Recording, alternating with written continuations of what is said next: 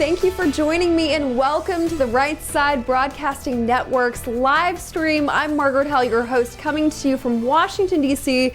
We have some breaking news for you, and we were interrupted earlier today. We were coming to you prior to President Trump's visit to Salt Lake City, Utah.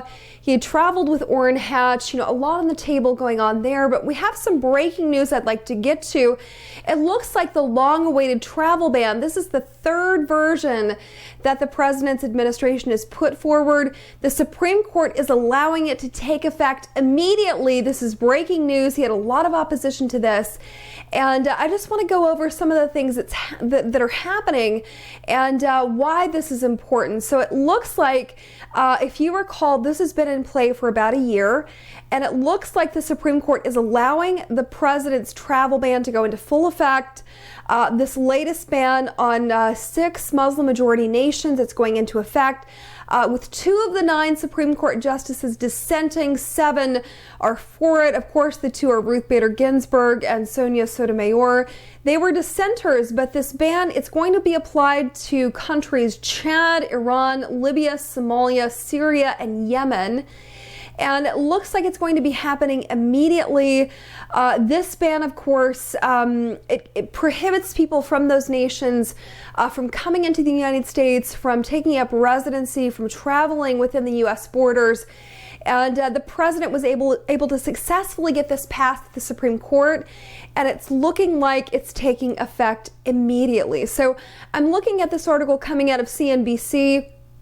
And it just goes over what's going to be happening. Residents of these 6 countries, just to go over them again, Chad, Iran, Libya, Somalia, Syria, and Yemen are going to be placed on this ban, and it will be enforced, it looks like, immediately. So travelers from these nations, unless they can claim a bona fide relationship with someone in the U.S., will be kept out of the country. Grandparents, cousins, and other relatives were among those the court said could not be excluded. And this looks like a major win, a major victory for President Trump and the administration. This was a long-awaited decision coming out of the Supreme Court. It looks like this breaking news. They've made a decision 7-2. They're going to enforce the travel ban immediately, to take effect immediately. Now, the San Francisco-based 9th Circuit U.S. Circuit Court of Appeals and the 4th U.S. Circuit Court of Appeals in Richmond, Virginia, are going to be holding arguments this week on the legality of the ban, but both courts are dealing with the issue that the Supreme Court noted it expects courts to reach, arguments. We're going to be seeing a lot of courts, namely these 2 Court of Appeals, trying to challenge this. And we're going to be bringing those arguments as they come forward, but it looks like a major victory for the administration. And may I remind you, I've covered the Obama administration, and these are the same countries that were on a travel ban with the last president. I'm not sure what the holdup was going to be with this current administration other than the politics of it, but it looks like a very successful win and a victory for the administration. Well, if you're just joining me, I'm Margaret Howell, reporting to you live from Right Side. If you're watching us on YouTube, be sure click the subscribe button if you haven't already. And I've got Twitter pulled up. Joe down in Alabama is going to be sending me Twitter questions and comments. Let me also remind you to take this time to donate to our network if you haven't already. We love you. We love bringing you live news as it's breaking, just like tonight. And you keep us on the air and you keep us doing that. There are a couple of ways you can do this. You can go to rsbn.tv/donate. You can donate to us there. You can also do it on YouTube by clicking the $ in the super chat. If you have that open, it's 2 simple clicks. You give a donation, it goes directly to us, and it keeps us on the air, and it keeps us bringing you reports just like this one. I also want to remind you that the RSB and news team, Steve Lookner, Liz Willis, and I will be in Pensacola, Florida. I'm leaving Washington, D.C. Later on in the week, and we're going to be bringing you the Trump rally that's going to be happening in Pensacola. I'm flying to Atlanta. I'm going to meet Steve and Liz in Atlanta, and we're going to travel to Pensacola, and we're going to be covering on the ground. We're going to start our coverage at 2 p.m. Central, so be sure and not miss that, because we love bringing you those live interviews on the ground and talking with people in the line and making sure that we cover everything that's happening related to the administration and related to news that's happening that's breaking and important to you. So major victory with the administration regarding their travel ban. I want to take you now to a story. So we've been monitoring news reports all day long. Of course, the president was in Salt Lake City, Utah today, and he was traveling with Orrin Hatch. Now, some say that was a political move to keep Mitt Romney. Of course, we know that Mitt Romney is from Utah and has expressed interest in having a Senate seat in Utah. And the president sending a very clear message, traveling with Orrin Hatch today. His retirement has not been announced, but it looks like he might retire and that seat could be up for grabs. And a major issue at play here today, and I've been looking at so many articles revolving around the internet, revolving around the environment, revolving around Red Rocks and Utah and this staircase and bear ears and everything that's going on in Utah. And I found a really interesting article. I wanted to talk to you about it because it offered a different perspective, and frankly, it kind of shocked me a little bit when I read it. It was coming out of the BBC, and it was talking about how President Trump was traveling to Utah. All of the environmentalists are up in arms related to shrinking the expansion of national monuments and who wants it and who doesn't.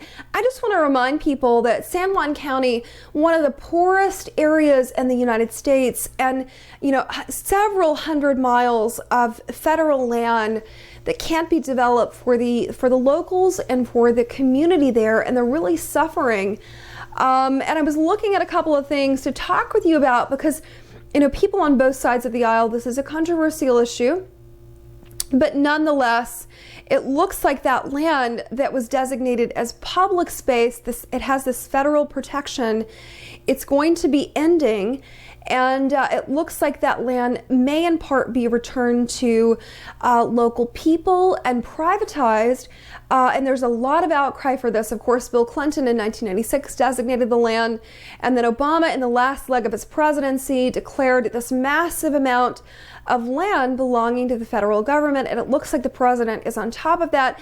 Now, one of these articles, I found it to be a little biased, but I'm going to just go over it and highlight it really quickly for you anyway. Let me just check Twitter and make sure that I don't have any messages.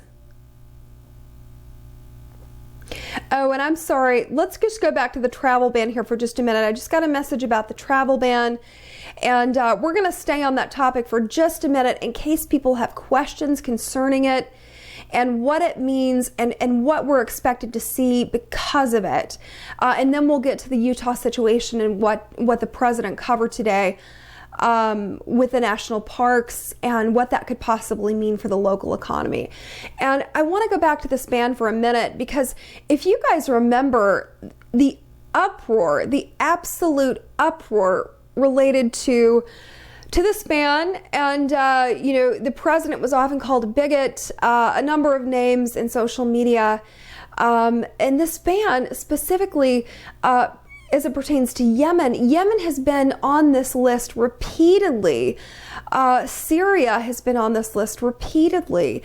And not just from President Trump, but from the previous President Obama, there was a travel ban enforcement in effect, and nobody said a word about it. Now, this hands the White House this huge judicial victory. The U.S. Supreme Court giving this ruling just hours ago today, and it ruled in favor of the president's ban. And these 6 majority nations have a history of terrorism. They have a history, namely Libya, Somalia, and Yemen, as well as Syria. We understand that there are people that want to harm the United States. They want to enter under any number of statuses. And these specific countries have been targeted by the U.S. State Department. and they were first added to a watch list and then added to the ban for reasons that we're all aware of. So the president being handed this major victory, and I'm just waiting on questions really quickly here from you guys. If anybody has a question about this, I've been looking at the story for a couple of hours now, and I would love to go over it, but that's the breaking news of the day.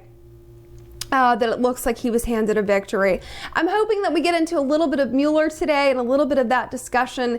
So many interesting things coming out of this FBI story, and what's happening regarding General Flynn this week. I'm just checking to make sure that we don't have any questions or comments. And guys, forgive me, my iPad is in record slowness. So someone just asked, how can you appeal a SCOTUS decision? So as I mentioned earlier, there are two appellate courts. One of them is in San Francisco that's going to challenge this ruling. And how successful they're going to be, gosh, who knows that? But it looks like one appellate court in San Francisco and one appellate court in Richmond, Virginia is going to be challenging this decision later on this week, and we'll let you know how that goes. It's incredibly difficult to overturn a Supreme Court decision, so even from an appellate court with a great argument, but it looks like two courts so far are going to challenge this decision. Somebody else just writes, did Obama travel ban include Russia? No, it did not. It only included the 6 countries that I mentioned. I'm going to have to Google that. I covered Obama at length with this travel ban. Somebody writes, did Obama travel ban, did it include Russia? Obama cut diplomatic ties with the sovereign Syrian government. That's correct. So not only did President Obama end a diplomatic relationship with Syria, but if you recall John McCain sending weapons to Syrian rebels a couple of years ago, this was in Obama's tenure, to defy the government. That's an excellent point. Syria has been listed on this travel ban as one of the 6 nations: Syria, Chad, Iran, Libya, Somalia, and Yemen. So the State Department has identified them as having a threat to the U.S. coming in, and so far that's the information that we have. Someone else just wrote, how long until fake news is saying the Supreme Court is racist? Well, it's difficult to argue race because the 6 of these nations are multiracial, multi-ethnic, multi-religious. Syria and Chad have very few things in common, least of which is geography. I think that they've identified credible terroristic threats from these 6. It has nothing to do with race, religion, or creed. It simply has to do with a bona fide threat to the United States and the citizens of the U.S. So these are excellent questions, and I love them. I really appreciate the appeals question, and I anticipate we're going to be seeing some incredible backlash from this. But like I said before, it's incredibly difficult for the Supreme Court ruling to be overturned. There were only 2 dissenters, Sotomayor and Bader Ginsburg. It's difficult, and that was such a strong ruling that's happening today. Of course, we know that the State Department, TSA, and federal agencies are going to be taking this into effect immediately, which is, there are no words for how quickly this came down. I was expecting this to happen next year, but it looks like it's happening now. I'm just going to check and make sure that Trump hasn't issued a statement regarding this. Of course, international news is carrying this. It's like wildfire. And the 9th U.S. Circuit Court of Appeals, San Francisco based, is going to be holding a hearing in Seattle, Washington on December 6th, and then in Richmond, Virginia, which is the 4th U.S. Circuit, if I'm not mistaken, it has a hearing on December 8th. So later on in the week, and it looks like, unless there's a very credible argument, we never see a Supreme Court ruling overturned. Let me upload this again. Let me just refresh here and make sure that I'm not missing any questions from you. And I just want to point out while we're waiting for questions, the administration has repeatedly said that this ban is not discriminatory. It's not pointed It's not pointed at a specific race, religion, or creed. That it's even the president himself has made statements that legal opponents of him even reinforce that specific nations should be addressed as terroristic sponsored nations. We know that there's a high level of threat that's very credible, and the State Department has a duty to list specific states that have bad actors and potentially should be addressed, and it looks like this has been successful. All right, going back to our questions here for just 1 minute. And guys, forgive me if I've overlooked you at all. So somebody's pointing out they want to know more about the rally, the date, the time, the stuff. Let's just go over that really quickly. We're going to be headed to Pensacola, Florida. Steve Lookner, Liz Willis, and I will be down in Pensacola covering it live. We're going to begin our coverage on Friday at 2 p.m. Central. I'm flying into Atlanta later on this week. I'm going to be meeting Steve and Liz. We're all going to be driving down. We're going to pick up our equipment and drive down to Pensacola. And we're covering President Trump's rally. And I'm not even sure which rally number this is for me, but it's always so exciting to meet citizens, patriots, people that love our nation. I've never been to a rally like this where the line hasn't been wrapped for, as far as the eye can see, blocks and blocks and blocks down, thousands of people waiting in line to hear the President of the United States speak and to show support, to be in that room. We're going to be covering it beginning at 2. I believe the President is set to take the stage at 7 p.m. Central. Of course, we're going to have that live coverage and then coverage after the rally and a post-show. Don't miss it. If you're in Pensacola, come by and see us. Make sure that you come by and say hello to me. Tweet me. You can find me on Twitter at Margaret J. Howell. You can also find our network. We have a new Twitter feed up. It's at RSBNDC that comes directly to me. I'm looking at it now. You can, of course, follow us for those live updates. And as well as get a schedule of what we're doing. Now, somebody just tweeted this. Alan Ricer says that citizens of Syria blame Hillary and Obama for the destruction of their country. So, and not to make this too opinionated, but you're absolutely right in that, because we know that the Obama administration had a serious hand in destabilizing Syria. And had it not been for the American people and the dissent, we would have engaged in a conflict with Syria. He just didn't have the public support surrounding it to invade Syria like the U.S. had done in Libya.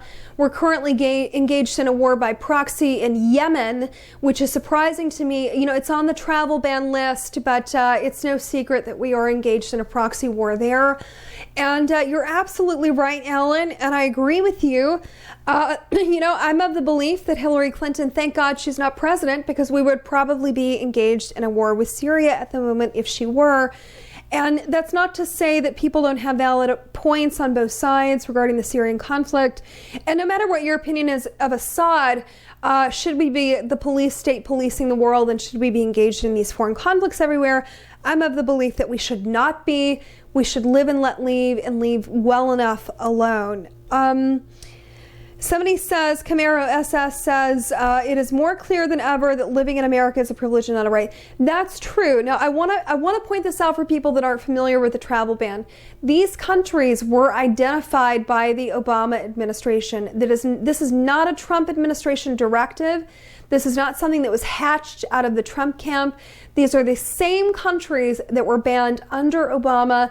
There is a consistency here, and the race, religion, and creed aspect, that argument just doesn't hold water, because these are the same countries that were listed under the Obama administration. Now, as you and I both know, RSBN, we've covered this week in relation to North Korea. We're going to keep you abreast on what's happening in North Korea. There's so many issues surrounding that situation, and the breaking news of this week was that they launched an ICBM missile towards the coast of Japan, and they were very successful in this launch. Excuse me. And so I'm anticipating we could even see, some information coming out specifically regarding our relationship with them in the coming days. Piano Lady writes this: many don't seem to realize that California is just as red as blue, probably more red. Over 70% of us are opposed to sanctuary cities. And we sure as hell don't want to be a sanctuary state. Piano Lady, I appreciate the comment. I'm coming from California myself. I live there throughout the summer. And I hear what you're saying regarding people not wanting it. It seems to be very dispersed. There's a red population in places like Sacramento, for example, Torrance even. We're going to be bringing you an interview later on in the week from someone running against Maxine Waters in that district from California. He's going to be talking to RSBN, and hopefully he offers clarity and a voice to conservatives living in California. Well, that's our update for the day. I want to briefly touch on, if nobody has any more questions regarding what's happening with the travel ban, and forgive me, that's the latest news. We just know that the Supreme Court SCOTUS has said yes, it will take effect immediately, and two appellate courts are going to try to take a stab at it this week, but we know that it is as of now in full effect. Breaking news. Now, going to something else for a minute, because we've heard a lot about General Flynn in the news this week. We've heard a lot about Mueller, and I found this incredibly interesting. I sometimes check CNN Politics just to look at their articles. This article was written about an hour ago, and it's up on CNN Politics, and it's talking about how this FBI agent was dismissed from Mueller's probe, and how he changed in Comey's description of Hillary Clinton, that email scandal. He changed a description in the wording to extremely careless. And this is important. This FBI agent, his name is Peter excuse me if I'm mispronouncing this. It's Strzok. It looks like Starzok. He's the one who was the number 2 in charge of the investigation regarding the FBI looking into Hillary Clinton and the private email server that she was using. He was in the counter intel division, and he changed Comey's draft language. Now, this is incredibly important, and for those of you that have been following this story, you're going to know what I'm talking about. But the draft language that was used originally was grossly negligent concerning Hillary Clinton's actions. He changed that language to extremely careless. Now, we know that grossly negligent would have a legal implication, where extremely careless would not necessarily have a legal implication. I want to point this out because this is also breaking news. We're going to be hearing a lot more about this. I know that the Senate Judiciary Committee, Chuck Grassley, had a lot to say over this language regarding this document coming out of the FBI. And, CNN, it's surprising to me that they would cover this FBI agent, cover his role, and cover exactly what he did, because it looks like he was trying to scrub the allegation that Hillary Clinton had any sort of wrongdoing in the matter, and that could come into play here very soon. Of course, the president tweeting about this. He also tweeted about FBI, Assistant Director McCabe and his wife. And I encourage you to take a look at the story, because we're going to be covering it and talking about it a lot more in the days to come as more information unfolds. We know, of course, that General Flynn was found guilty of lying to the FBI. And I have a lot to say on that matter. I'm going to refrain from that as of now. We know that his sentencing has been delayed for 3 months. And I'm really looking forward to covering more news for you as this story unfolds. It's something I feel really strongly about. And, we want to see the FBI as the good guy, not to put this in a colloquial way, but we want to see them as people acting on behalf of the American people and our interest, and we don't want to see them doing political witch hunts. So I'm excited to cover more of this information as it unfolds for you. So really exciting news today and breaking news, SCOTUS decision. If you're watching us on YouTube, don't forget to hit the subscribe button now. And of course, if you're in Super Chat, you can donate the Super Chat $, that button. It's down at the bottom. It keeps us on the air. You can also donate to us at rspn.tv/donate. And if I haven't met you already and you're a watcher of RSPN, you're going to be in Pensacola, I can't wait to meet you. Please come find our camera. Come find Steve or Liz or I. We're going to be on the ground starting at 2, and then we're going to be in the press pool covering the president's speech in Pensacola, Florida this Friday live, and we're doing it all for you. We love our viewers. We thank you so much for your support, and it looks like that is the breaking news of the day for you. I'm going to sign off here, and I look forward to coming to you tomorrow. I'm going to be covering the pre-show. Of course, we cover the White House press briefings every day that they're having them. Steve Lookner in Atlanta typically does the post-show. I love bringing you the pre-show, and we're going to have more breaking news for you tomorrow. And Margaret Howell here, signing off for Right Side Broadcasting Network.